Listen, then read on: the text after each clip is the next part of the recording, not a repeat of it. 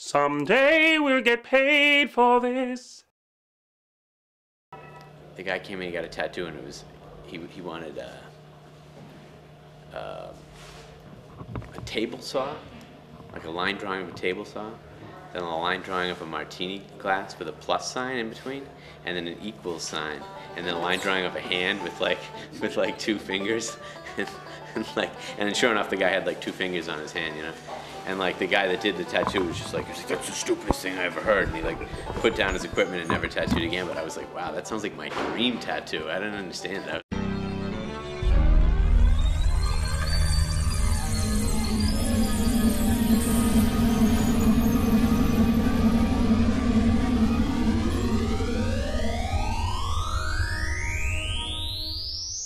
I have a tattoo shop.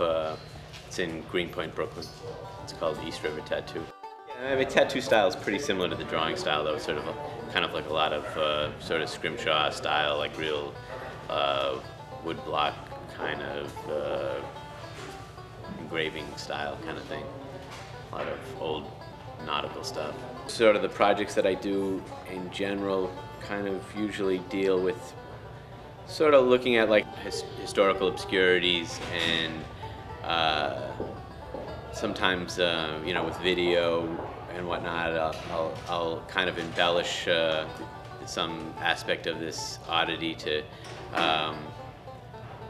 usually like kind of to maybe sort of by embellishing it, I'll then kind of take those lies to sort of shed some truth on maybe some sort of contemporary issue, I guess. And usually most of the stuff that I do also kind of generally revolves around urban waterfront areas as far as the history that I tend to focus on. And I started reading about Petty's Island and its history, and that's kind of when I stumbled upon the whole history of Ralston Laird. It was an Irish immigrant that moved to Philadelphia, and shortly after living in Philly, he moved out to Petty's Island and set up a pig farm, and then he married, had 10 kids, and declared himself the king of the island.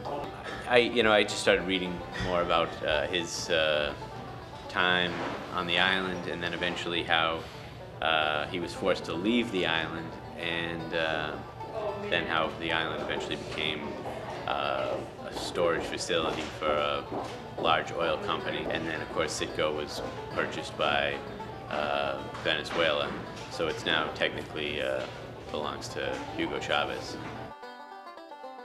I decided I wanted to try and track down his ancestors and see if they were living still in the, in the area. I'm going to just introduce you again. This is Kathy Connors, the great niece of Ralston Laird. And try to, acknowledge their royal lineage to the king. I was working on the drawing of the family tree as I was tracking people down, and I kept looking stuff up on the internet about, looking for different heraldry and royal family trees and stuff, getting some ideas for how I was going to plan this out. And I kept stumbling upon these things about, for commemorative plates.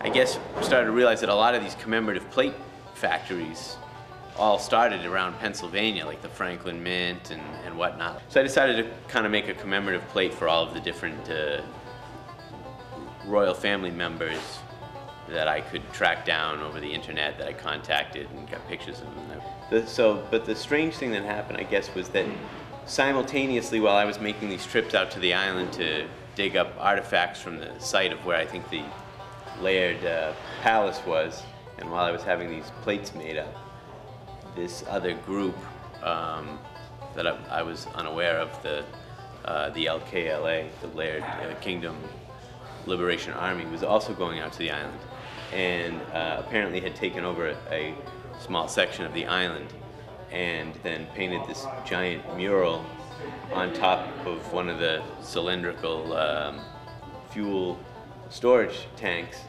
that of the king himself, King Ralston, that bared a very, very uncanny resemblance to the design that I was creating the plates of the royal family. You know, there's a ceasefire arrangement that's going on right now between the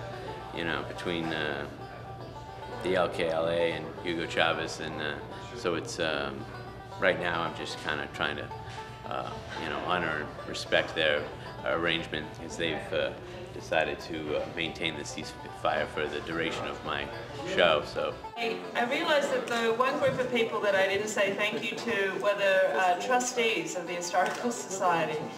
I remember telling them about this project and saying, well, we know this group, this Liberation Army, and they're sort of going to be involved with us, and it's entirely possible they could be arrested, and it's most likely going to end up on the front page of the newspaper, and I hope you're good with that.